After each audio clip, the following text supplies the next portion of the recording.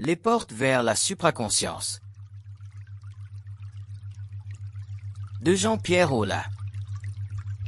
Le phénomène de la confiance entre les êtres humains conscients.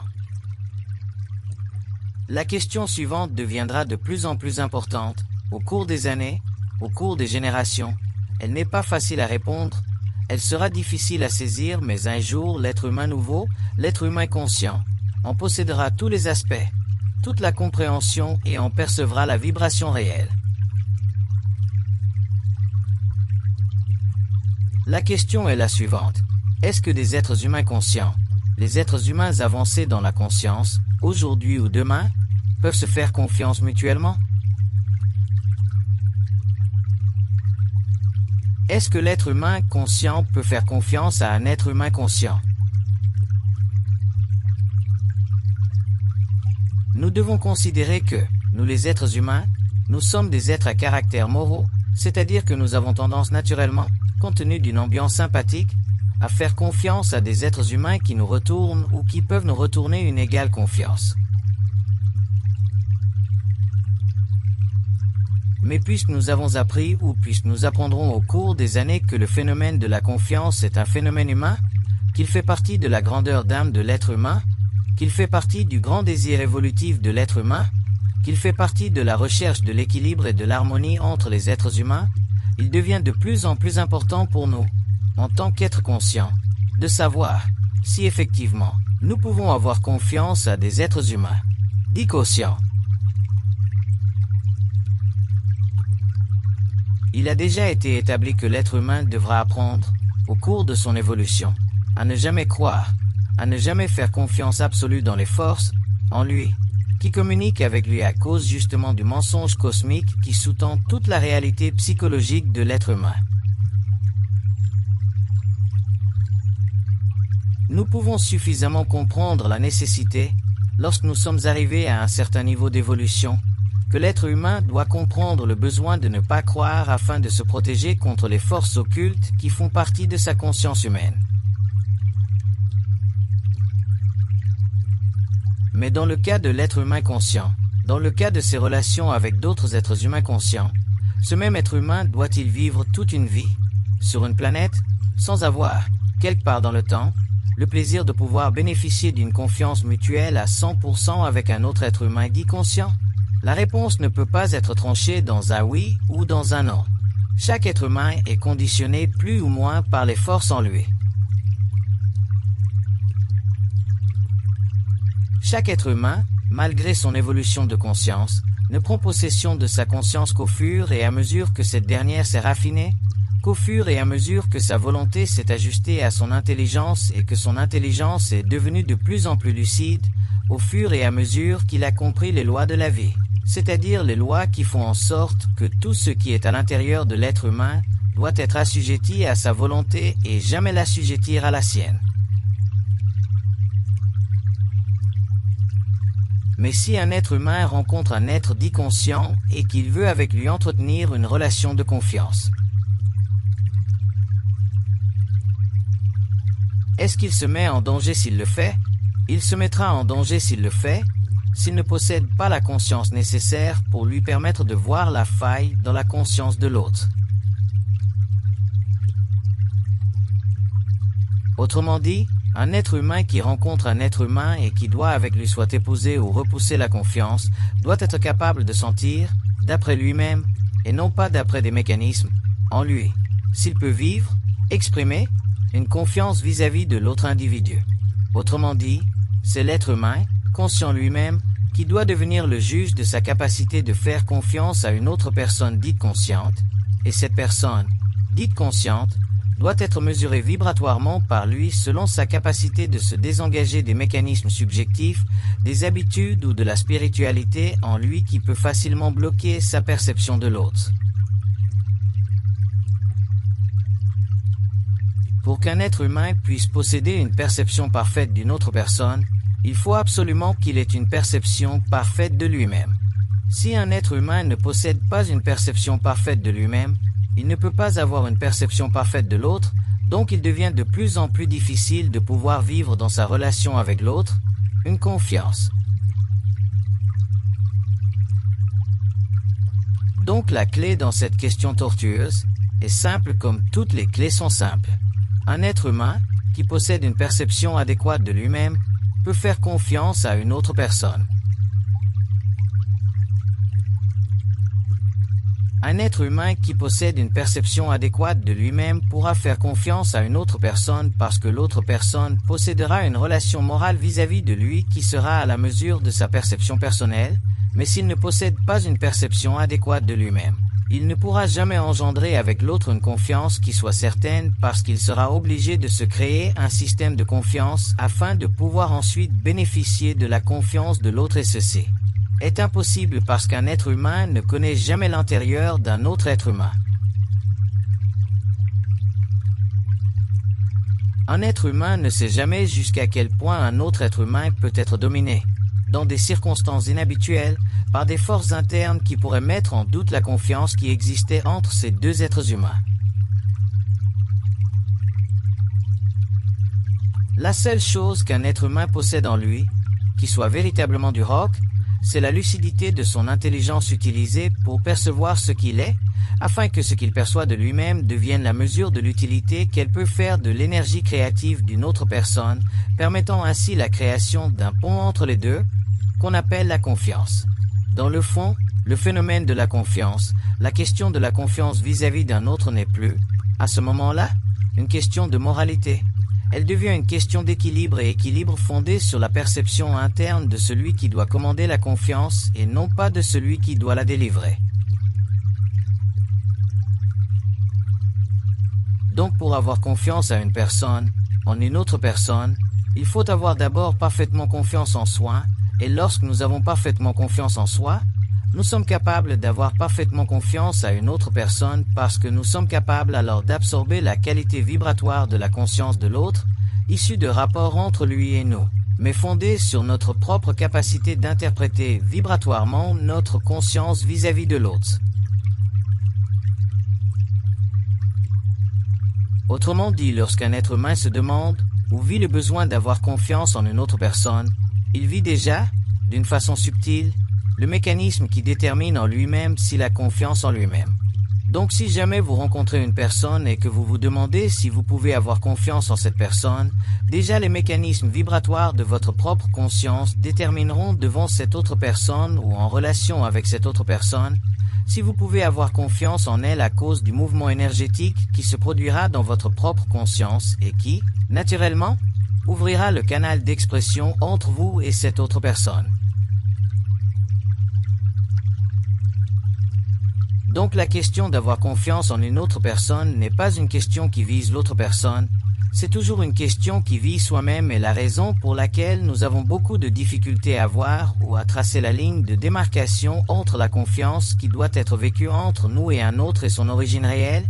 c'est dans le fait que nous ne comprenons pas les lois de la conscience. Nous ne comprenons pas que la conscience est une énergie universelle. Nous ne savons pas que la conscience est en relation étroite avec d'autres consciences humaines. L'être humain n'est pas solitaire. L'être humain dans sa conscience est solitaire. Donc nous sommes solitaires vis-à-vis d'autres êtres humains, mais nous apprenons avec l'évolution à prendre en main notre solidarité avec les autres en fonction de notre capacité intuitive de parfaitement ajuster notre conscience à la leur, et c'est ceci qui crée le mouvement de la confiance. Les êtres humains qui, dans leur relation avec les êtres humains, ont eu des abus de confiance, sont des êtres humains qui ont manqué de confiance en eux et qui ont épousé plutôt de transposer la confiance en eux qu'ils manquaient dans la personne de l'autre afin de pouvoir, par ricochet, se trouver mieux dans leur peau. Le phénomène de la conscience humaine sur le plan psychologique est totalement travesti dans ce sens que l'être humain fait confiance à l'autre, toujours par faiblesse. Il ne fait jamais confiance à l'autre par force et naturellement, si nous faisons confiance à l'autre par faiblesse, nous avons déjà en nous de la faiblesse, donc nous pouvons nous attendre éventuellement à un désappointement de la confiance que nous faisons aux autres et ceci peut facilement nous amener, éventuellement, à ne plus vouloir faire confiance aux autres lorsqu'on fait c'est à nous-mêmes que nous ne pouvons pas faire confiance. Donc le jeu de la confiance vis-à-vis ou dans les autres est un jeu extrêmement occulte qui fait partie de la personnification dans l'être humain de son énergie au niveau de son mental et en relation avec son émotif. Et si la relation entre notre émotif et notre mental n'est pas parfaitement stabilisée, il nous est très difficile de faire parfaitement confiance à un autre parce que nous voulons aller chercher dans l'autre une énergie émotionnelle qui pourrait rebalancer notre propre émotion. Donc ce qui fait que nous ne pouvons pas faire confiance dans l'autre, c'est que dans nous il y a de l'émotivité que nous allons tâter ou chercher dans l'autre afin de pouvoir balancer notre propre émotion. C'est comme si dans notre émotion il y a un manque, donc nous allons dans l'autre chercher une valeur compensative et nous croyons ainsi pouvoir dans ce mouvement faire confiance à l'autre et ceci est dangereux parce que très probablement la confiance que nous irons chercher dans l'autre qui résultera du fait que nous avons besoin de son énergie émotive pour balancer la nôtre ne sera pas de l'ordre que nous avons besoin. Donc nous verrons, dans l'expérience, que nous avons été leurrés dans notre confiance. Mais si l'être humain conscient possède une énergie qui est parfaitement équilibrée, c'est-à-dire une énergie dans le mental qui n'est pas colorée par l'émotion, qui n'est pas affectée par l'émotion mais qui est libre, il peut à ce moment-là disposer de lui-même vis-à-vis de l'autre parce qu'il n'a pas besoin d'aller chercher dans l'autre une énergie émotionnelle pour se calfeutrer lui-même émotivement. Il n'a pas besoin d'aller chercher dans l'autre un support moral pour se donner à lui de la moralité. Il est totalement libre, c'est-à-dire qu'il est capable de transposer dans sa relation avec l'autre, une qualité d'expérience, une qualité d'action qui est fondée purement sur l'objectivité de son mental, donc il ne va pas chercher dans l'autre de l'émotion pour se créer de la confiance, il va chercher dans l'autre simplement une énergie mentale qui lui permet de créer, non pas de la confiance, mais un échange parfait. Donc avoir confiance dans une autre personne ou ne pas avoir confiance dans une autre personne n'est pas le point, mais pouvoir établir une relation parfaite avec une autre personne est le point et pour ce, il faut être absolument mental, c'est-à-dire qu'il ne faut pas posséder d'émotions qui colorent le mental à aucun niveau. Que ce soit émotion dans le présent ou que ce soit émotion dans le passé, il faut que le mental soit absolument pur, c'est-à-dire absolument purifié de ce qui crée l'émotivité dans l'être humain. Et qu'est-ce qui crée l'émotivité dans l'être humain? C'est l'insécurité de l'ego. Donc un être humain qui ne peut pas avoir ou qui ne peut pas créer de lien d'échange avec un autre être humain sur un plan absolument mental souffre naturellement d'une insécurité dans l'ego et naturellement, il ira chercher dans le monde des mécanismes créant de la confiance ou il ira de l'autre côté. Il ne pourra pas aller chercher dans le monde, créer dans le monde, des mécanismes qui sont d'ordre de la confiance. Donc dans les deux cas, vous trouverez un type d'êtres humains qui ne pourront pas avoir confiance dans les êtres humains à cause de l'émotivité dans leur mental et dans l'autre cas, dans son extrémité polarisée, vous trouverez des êtres humains qui font confiance à tout le monde à cause de leur émotivité dans le mental. Donc la question de la confiance dans l'être humain n'est pas une question à l'ordre du jour en ce qui concerne la conscience supramentale future de l'être humain. Ce qui est à l'ordre du jour, c'est la capacité chez l'être humain conscient, nouvellement renouvelée à l'intégralité de son mental et à la séparation de son énergie émotive de ce mental, c'est-à-dire de cette intelligence lucide en lui. Cette nouvelle condition ramènera l'être humain nouveau à pouvoir, avec très grande facilité, très grande agilité, échanger avec un être humain conscient. Mais ce ne sera pas un échange fondé sur un biais moral ou une qualité morale ou un besoin moral d'ordre émotif, ce sera un échange fondé sur l'approximativation de leur but commun, c'est-à-dire l'expression dans le temps d'une intelligence créative commune qui fait partie du mouvement naturel de l'évolution et des lois de compensation qui veulent que l'être humain ne soit pas seul dans l'expression de son énergie mais qu'il exprime cette énergie avec d'autres êtres humains afin que le flux, le reflux et le mouvement de l'énergie soient de plus en plus grandissants pour donner éventuellement à l'être humain une plus grande abondance sur la Terre. L'échange entre deux êtres humains conscients devient de plus en plus parfait au fur et à mesure que cette conscience humaine se perfectionne, mais lorsque nous parlons de perfection dans la conscience humaine, nous ne parlons pas de perfection qui n'aboutit plus. Nous parlons de cet état d'esprit dans lequel l'émotion n'agit plus sur le mental, de cet état d'esprit où l'astral n'est plus là pour colorer le mental de l'être humain. À partir du moment où l'être humain est libre dans sa conscience de toute forme d'astralité ou de toute forme de subjectivité, nous pouvons dire que l'être humain possède une conscience parfaite, c'est-à-dire une conscience parfaitement équilibrée, et c'est à partir de ce moment-là que l'être humain peut échanger avec un autre être conscient et qu'il n'a plus besoin des mécanismes subjectifs de mesure d'ordre moral qu'on appelle la confiance de l'un envers l'autre.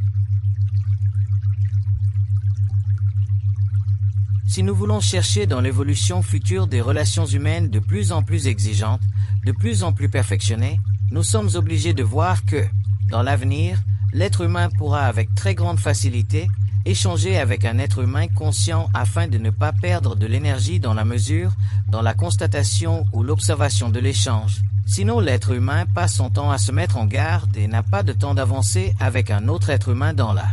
poursuite d'un but commun. Pour que l'être humain en arrive un jour à pouvoir échanger avec un être conscient, il faudra que ces êtres apprennent graduellement à se libérer de leur émotivité, à se libérer de cette forme d'émotivité qui cache, dans le fond, l'imperfection de leur conscience mentale et qui leur enlève le pouvoir, entre eux, d'être réellement des êtres humains dans la définition la plus noble de cet état d'esprit. Définition qui est fondée sur le résultat éventuel d'une plus grande conscience, c'est à accent grave dire d'une plus grande capacité de voir clair à travers soi-même afin de bien voir à travers les autres. Si un être humain ne peut pas avoir confiance aujourd'hui dans un autre être humain, ce n'est pas nécessairement parce qu'il ne peut pas avoir d'échange entre lui et un autre être humain, c'est plutôt parce qu'il doit y avoir ajustement interne à sa propre conscience. Cet ajustement interne à sa propre conscience lui permettra éventuellement d'éliminer en lui les caractéristiques polarisées de la confiance ou du manque de confiance pour pouvoir, éventuellement, simplement échanger en toute quiétude d'esprit. Donc ce n'est plus pour l'être humain conscient une question d'avoir confiance ou de ne pas avoir confiance, c'est une question de pouvoir échanger avec un autre être humain dans une quiétude d'esprit totale, et pour qu'un être humain possède une telle quiétude d'esprit, il faut qu'il soit déjà harmonisé et balancé dans la qualité émotive et mentale de sa personnalité. Donc si un être humain peut facilement échanger avec un autre être humain, c'est qu'il y a, en lui, une plus grande quiétude dans son esprit. L'esprit est plus calme, l'esprit est plus en paix et c'est le manque de paix dans l'esprit d'un être humain qui rend difficile pour lui de pouvoir échanger avec un autre être humain conscient. Il faut comprendre que ce que nous appelons la paix dans l'esprit de l'être humain, c'est cette résonance parfaite dans son mental qui est le produit de l'action créative de son énergie, de son essence, en relation avec la stabilité mentale parfaite due à son émotivité sur le plan de la personnalité. Lorsque l'énergie créative de l'être humain ou son essence est parfaitement équilibrée avec sa nature inférieure, l'être humain possède un esprit en paix, c'est-à-dire qu'il n'est plus déchiré en lui-même par la polarité que crée en lui le mouvement incessant de ses pensées et de ses émotions. Ceci fait partie du terrain subtil de la subconscience de l'être humain. Ceci fait partie des aspects subtils de l'inconscience de l'être humain, et ceci aussi fait partie du caractère naturel de l'être humain à cause des lois de son involution. Lorsque l'être humain possède un esprit parfait, il peut faire face à n'importe quoi dans la vie, non pas parce que ce qu'il fait face est nécessairement parfait, mais parce que ce qu'il fait face n'est plus suffisamment puissant astralement pour le déconditionner dans son mental.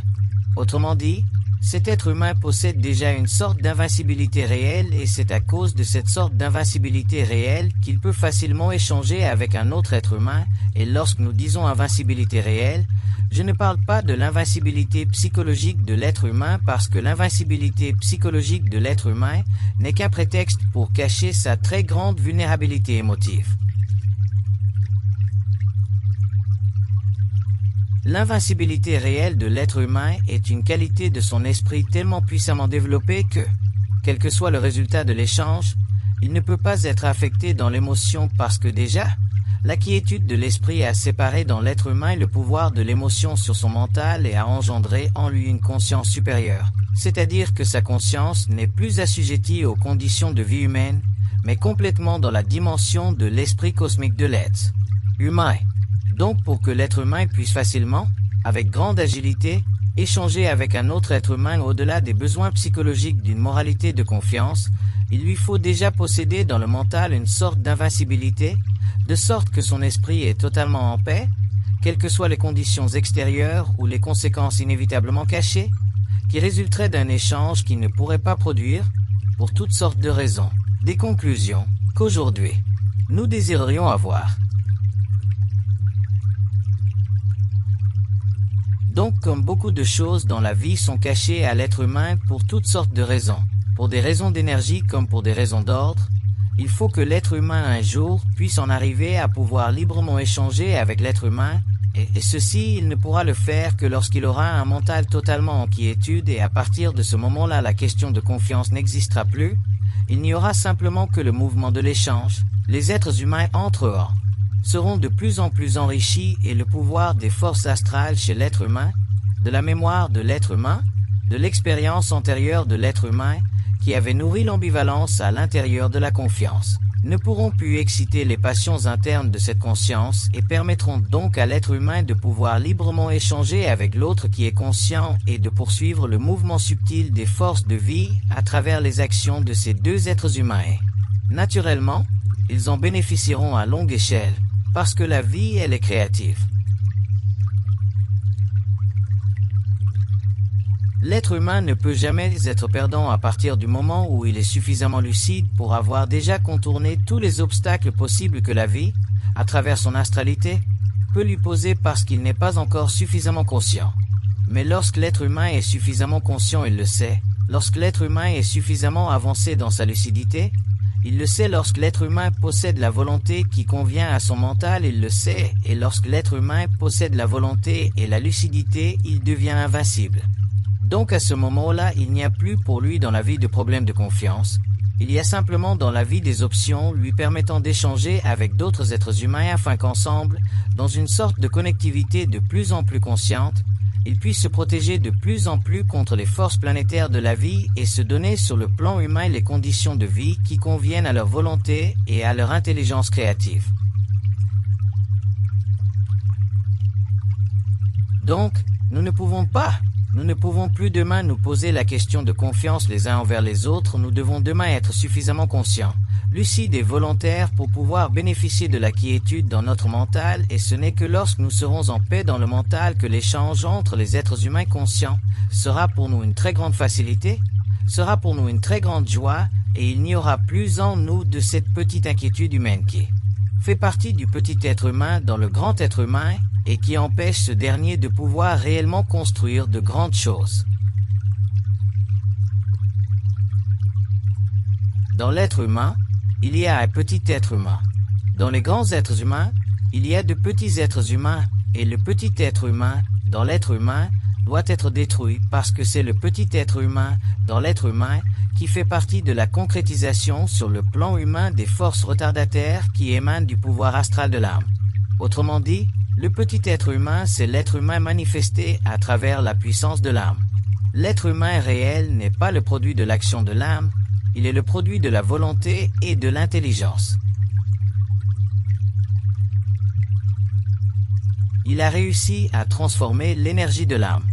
Donc il n'est plus humain, dans le sens particulier du terme, il est d'un autre ordre. Il fait partie d'une conscience universelle mais parfaitement individualisée, et un tel être humain n'a plus à craindre, n'a plus à avoir besoin de preuves, n'a plus à avoir besoin de support psychologique que nous retrouvons dans le mécanisme de la confiance parce qu'il est parfaitement confiant en lui-même. Lorsqu'un être humain est parfaitement confiant en lui-même, c'est que déjà il sait, à travers lui-même, envers lui-même, pour lui-même et au-dessus de lui-même et en dessous de lui-même, que ce qui se passe dans le monde de la vie ne peut jamais exiger de lui une perte, puisque déjà il est au-dessus des lois de la perte, il est déjà au-dessus des lois de l'émotion, il est déjà au-dessus des lois astrales et des lois planétaires. Il ne fait plus partie de l'expérience. Il est lucide et volontaire, et s'il échange avec un autre, Sa lucidité lui donnera naturellement la capacité de transiger avec un autre qui peut lui donner en retour ce que lui donne vers lui. Ce n'est pas nécessaire que deux êtres humains aient le même niveau de conscience pour échanger, mais il faut qu'il y en ait un qui soit plus sensible, plus près de lui-même que l'autre afin que l'échange soit fondé sur un mouvement créatif. Sinon nous avons un échange fondé sur un mouvement purement subjectif, d'ordre émotionnel, et ce n'est plus de l'échange, ça devient de la confiance. Et tant que les êtres humains seront obligés de se donner confiance pour échanger, ils ne seront pas heureux dans leur échange parce que la confiance ce n'est pas réel. La confiance est un don de soi.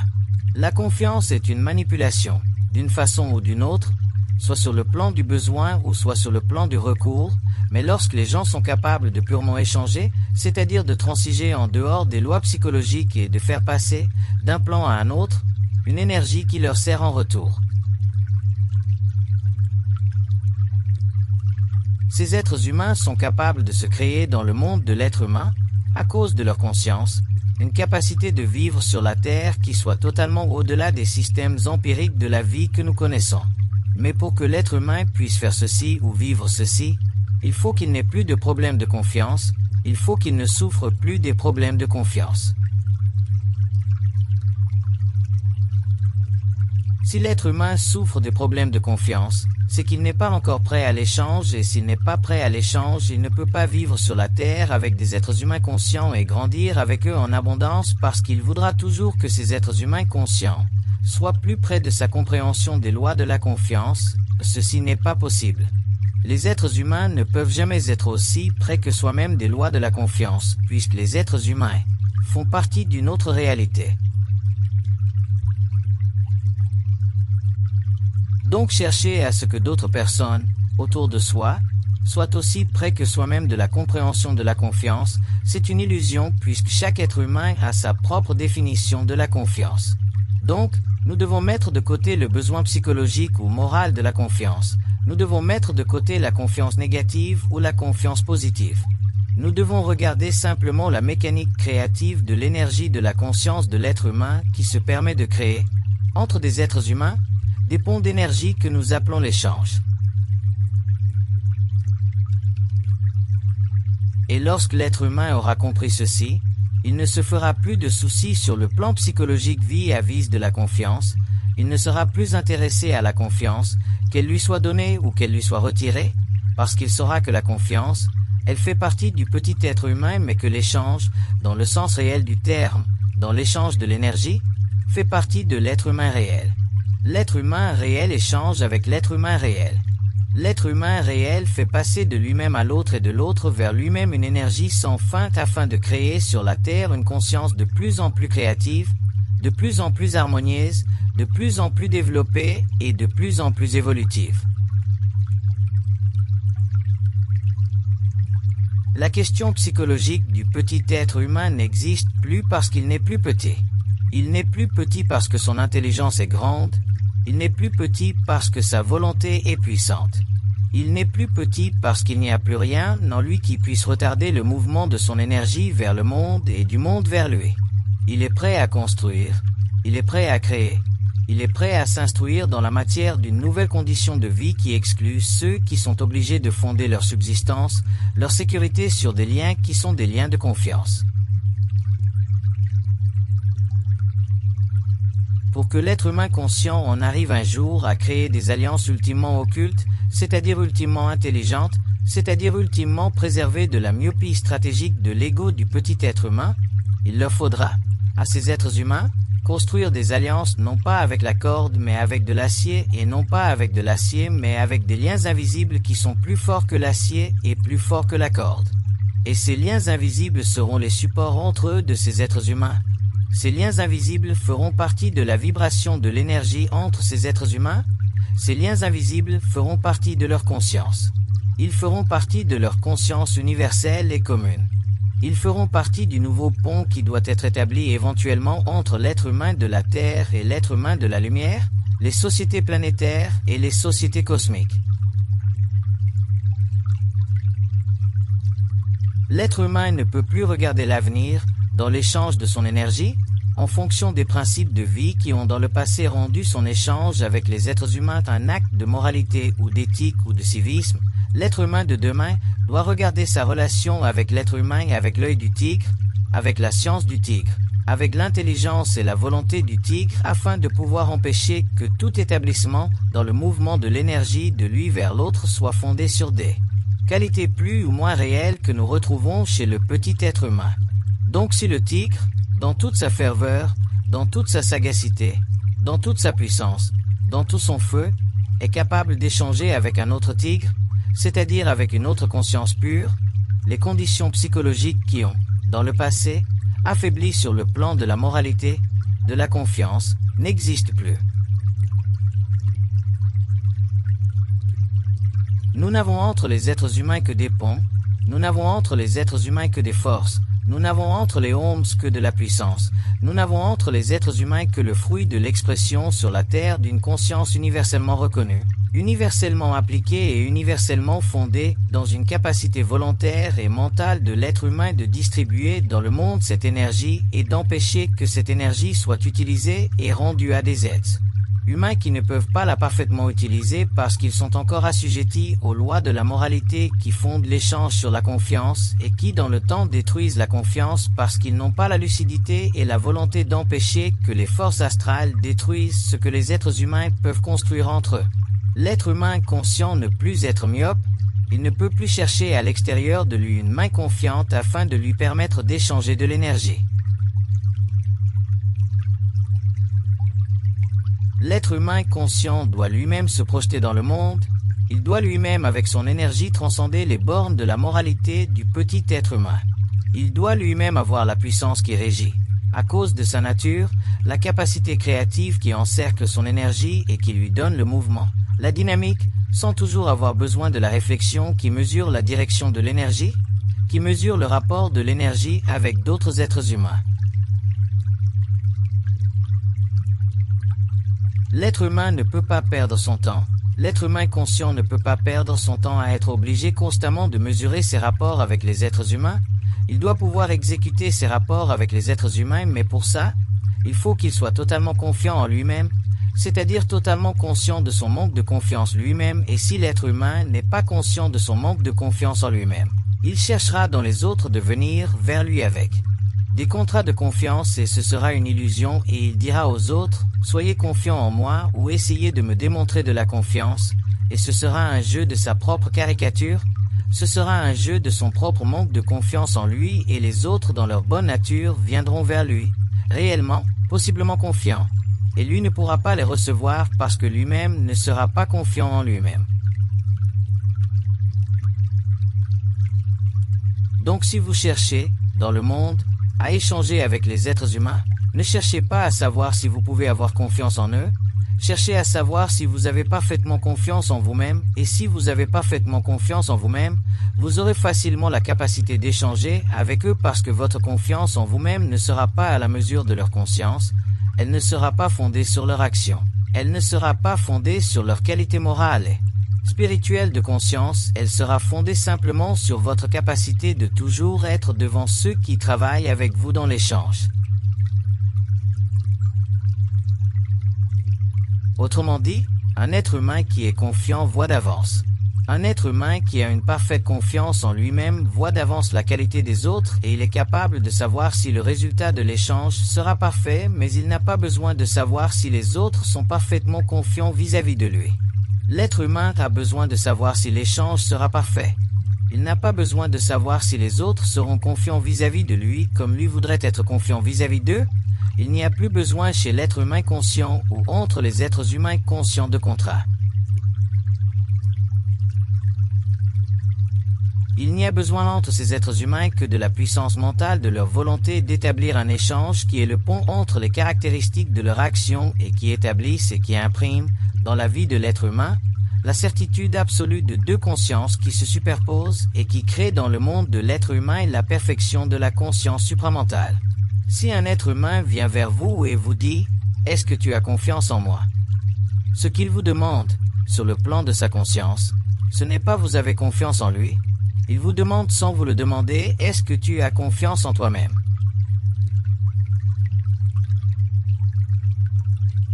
Voilà un jeu subtil de la conscience cosmique de l'être humain, et les êtres humains conscients de demain vous demanderont « Est-ce que tu as confiance en moi ?» Et si vous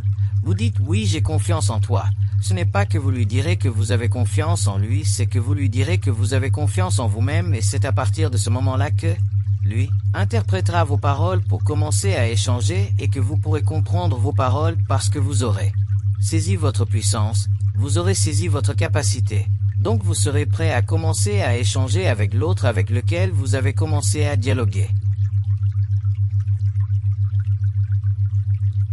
Donc lorsque quelqu'un vous demande « Est-ce que vous avez confiance en moi ?» Ne dites pas que vous avez confiance en lui parce que si vous dites que vous avez confiance en lui, il croira, s'il est inconscient, que vous lui faites confiance lorsqu'en fait c'est à vous que vous faites confiance. Donc si quelqu'un vous demande « Est-ce que tu as confiance en moi ?» Dites-lui que vous avez confiance en vous-même et de ceci. Il comprendra parfaitement votre parole. Et s'il est inconscient, il sera sûr que la mesure de lui-même est à la mesure de vous-même et s'il est conscient, il sera sûr que la mesure de lui-même est encore la mesure de vous-même.